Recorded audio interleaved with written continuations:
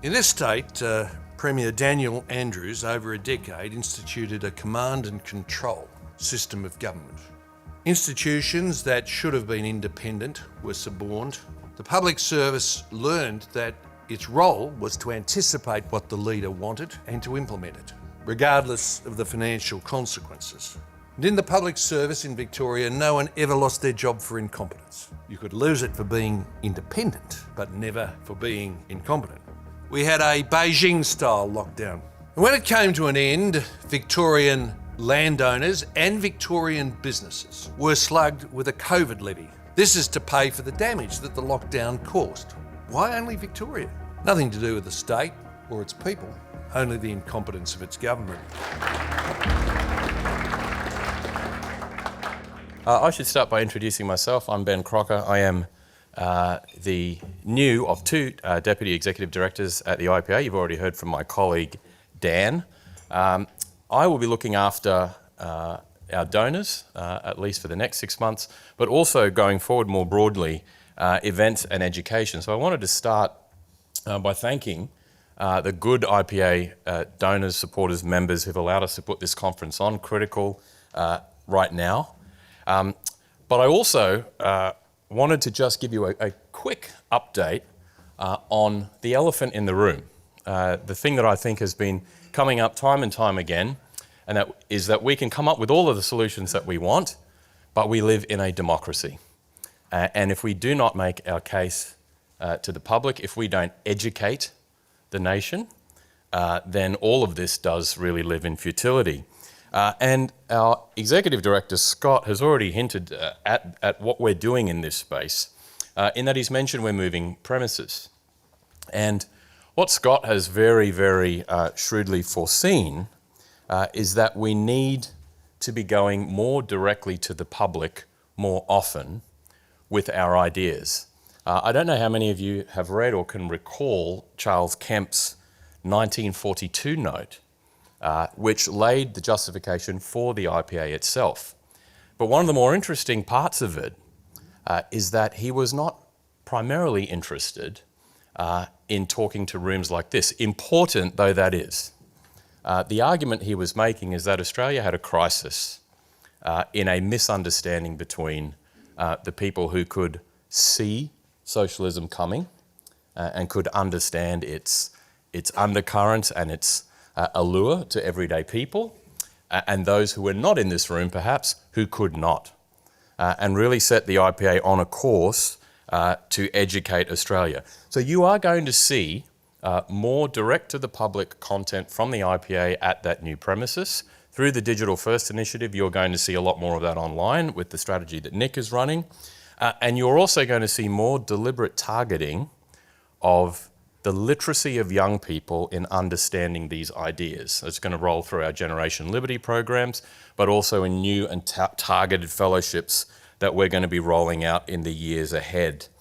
That is a great way to segue into introducing Peter Costello, because as the point has already been made several times today, you cannot just turn on Question Time and get a good education in economics anymore. I think we've all been hanging out to have a bit of those good old days back. I don't think Peter needs any introduction, as I think the person who in his generation has done more than anybody else to give Australians a good economic education. A Victorian no less, would you please welcome Peter Costello.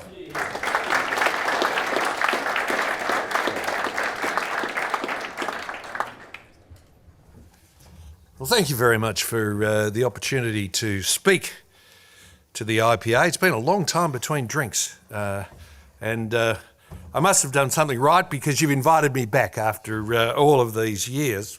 I said to a friend of mine, I'm going to speak on how to fix Victoria on Wednesday, and they said, how long have you got, 2 weeks? I actually have 15 minutes. 15 minutes to tell you how to fix Victoria, and I'll try and say it as quickly and as succinctly as I can. It gives me no joy to say it, but Victoria is in a sickly state. I want to briefly talk about how we got here because I need to explain that if I'm to explain how we might get out of it. In this state, Premier Daniel Andrews, over a decade, instituted a command and control system of government. Institutions that should have been independent were suborned. The public service learned that its role was to anticipate what the leader wanted and to implement it, regardless of the financial consequences. And so Victoria got COVID lockdowns longer than practically anywhere else in the world. We got a bungled quarantine program. And in the public service in Victoria, no one ever lost their job for incompetence. You could lose it for being independent, but never for being incompetent. We had a Beijing-style lockdown. And when it came to an end, Victorian landowners and Victorian businesses were slugged with a COVID levy, said to last for 10 years to 2033. This is to pay for the damage that the lockdown caused. It's funny, no other state in Victoria has a COVID levy to pay for the damage that was caused. Why only Victoria? Nothing to do with the state or its people, only the incompetence of its government. And then there was the Big Build program. This involved setting aside eye-watering sums for infrastructure projects where the CFMEU was the union that had coverage. That was the critical thing. Projects where the CFMEU had coverage. Of course, the projects ran massively over budget, and the militancy of that union had a lot to do with it. But a new element entered the building sites of Victoria: bikie gangs and organised crime.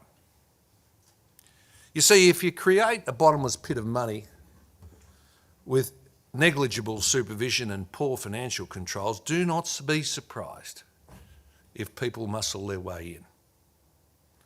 As bees are to honey, so were standover men to the Big Build infrastructure project.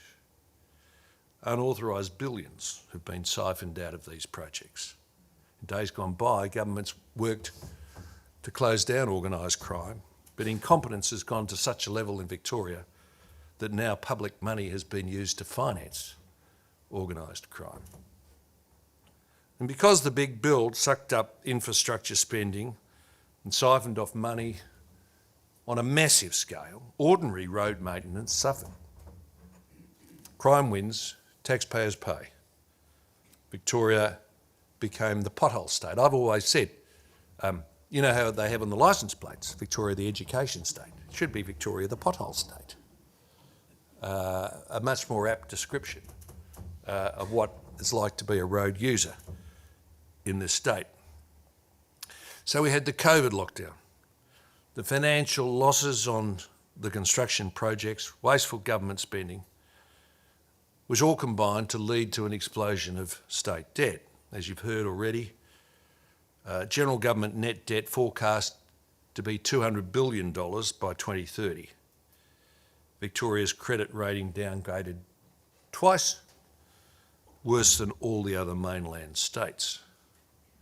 And in preparation for this, I thought I should actually read the Victorian budget papers. I've never really bothered too much reading state budget papers in the past. I had enough trouble reading my own, but I did.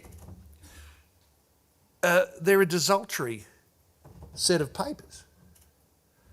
The key information that you need is not there. There's a whole lot of other things that are there. I mean, every budget paper, for example, has an acknowledgement of country on it, right, on the budget paper.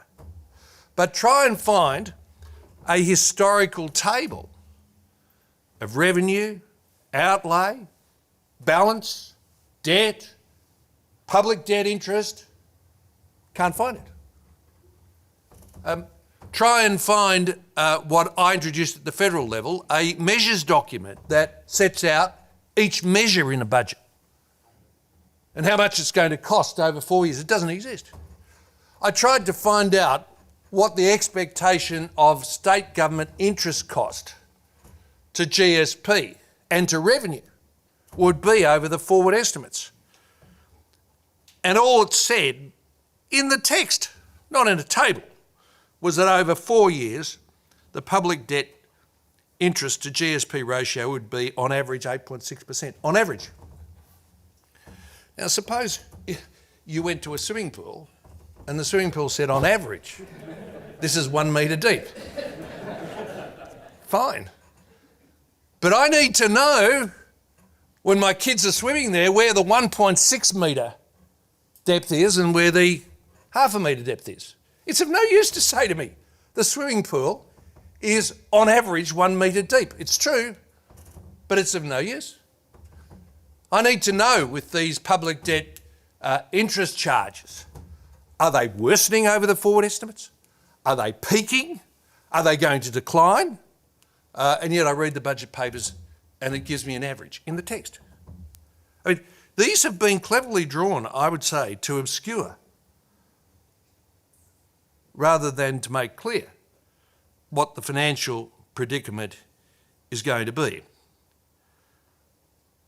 And most Victorians recognise that the situation is serious, but I don't want people to think it's hopeless. This is my key point today. Serious, but I don't want you to think it's hopeless. As I read and I looked at the credit ratings of the Victorian government, I saw we'd been downgraded twice by Standard & Poor's and by Moody's, and I checked the credit ratings. It was a little bit familiar to me because when I became the Federal Treasurer in Australia in 1996, our credit rating had been downgraded twice. In fact, our credit rating was then exactly what the Victorian government's credit rating is now.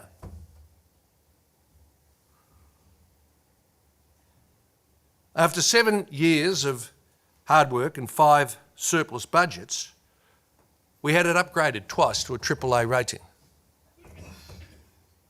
I should make it clear that when I use the word surplus, when the Commonwealth uses the word surplus, it means a cash surplus, not an operating surplus, which generally means a cash deficit at state level, as you've seen earlier with these figures. But 5 cash surpluses, 7 years of hard work, we recovered our AAA rating.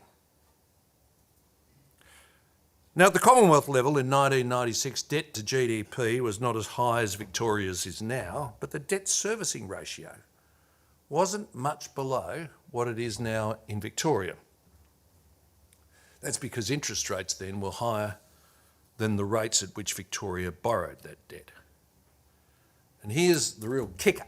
You've heard this before today. Victoria, like all governments, borrows in the money markets. It might be borrow on a 3-year time frame. It might borrow 5. A lot of it borrows at 10. And as that term expires, you've got to re-borrow it. And you might have borrowed at a low rate, but if when the expiry comes up, interest rates have gone up, for the same amount of money, you've got to pay a much bigger interest bill. This is the risk in the Victorian finances. The servicing costs can go up even though you're not borrowing more money.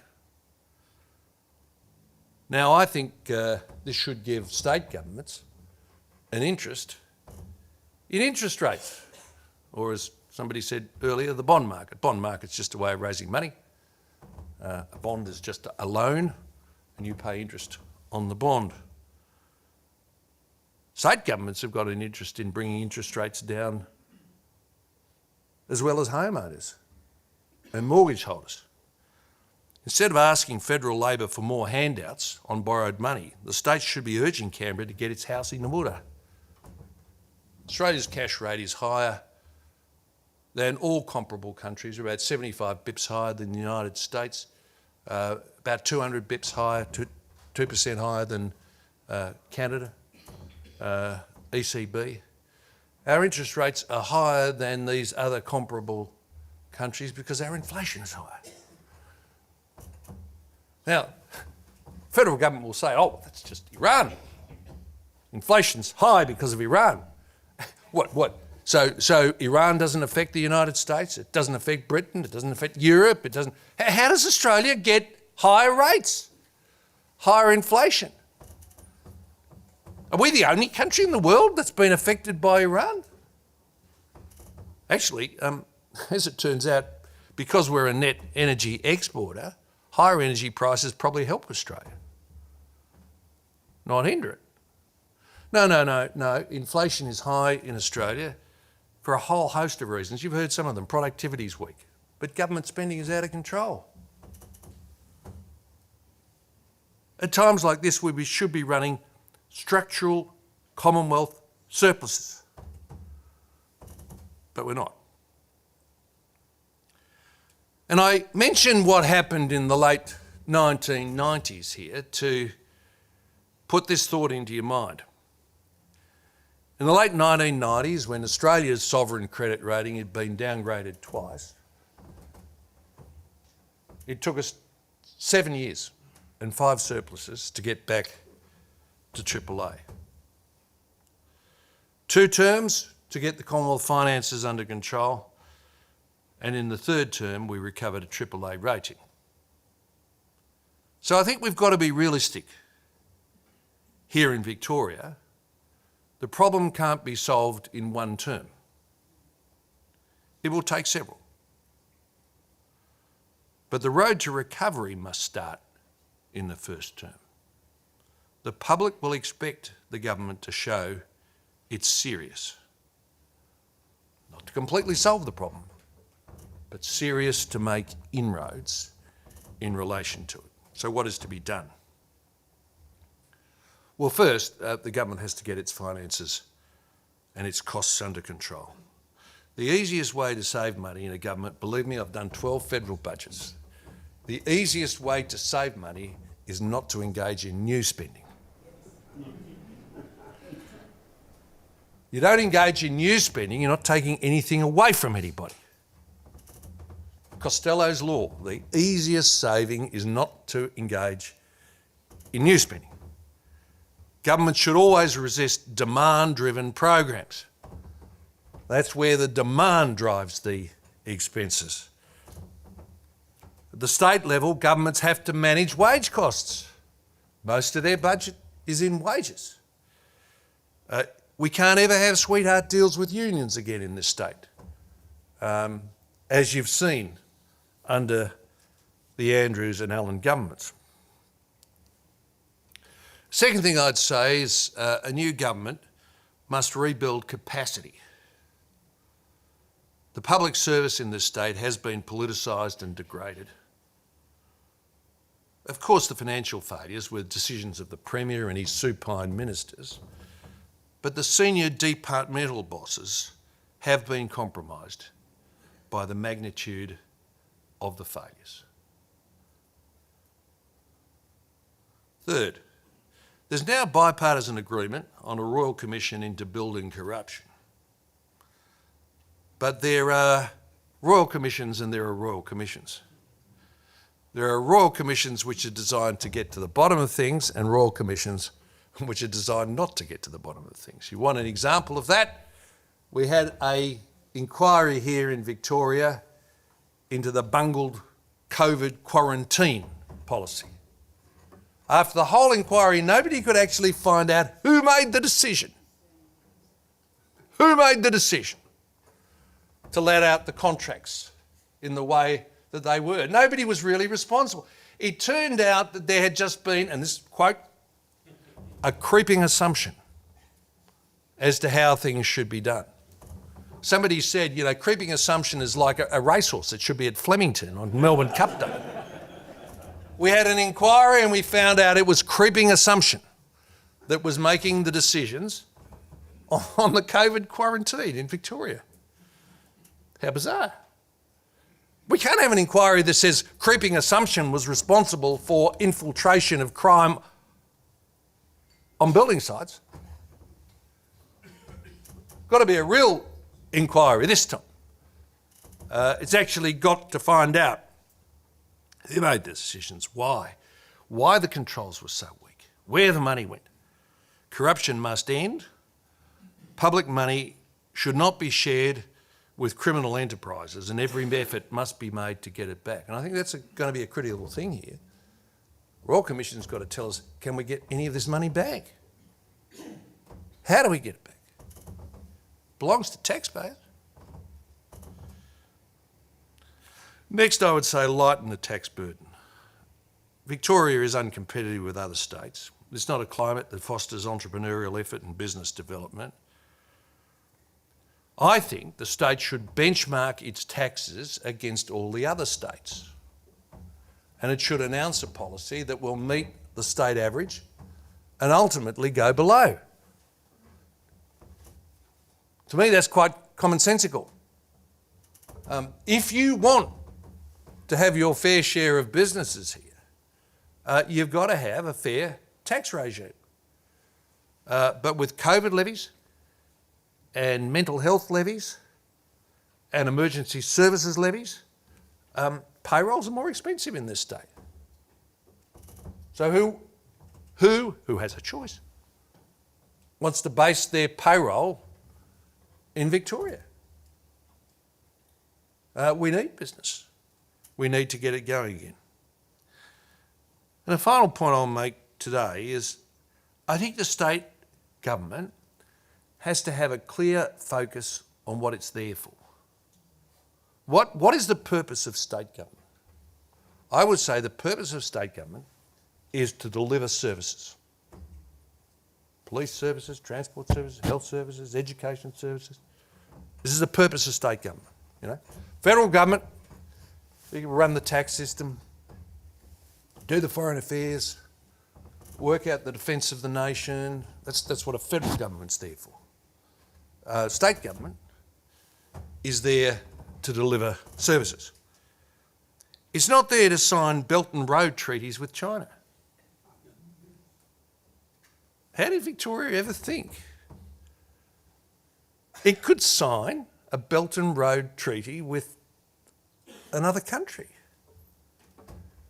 But it did somehow. It's not there to set up new Aboriginal parliaments. Victorian people have voted on this in the referendum.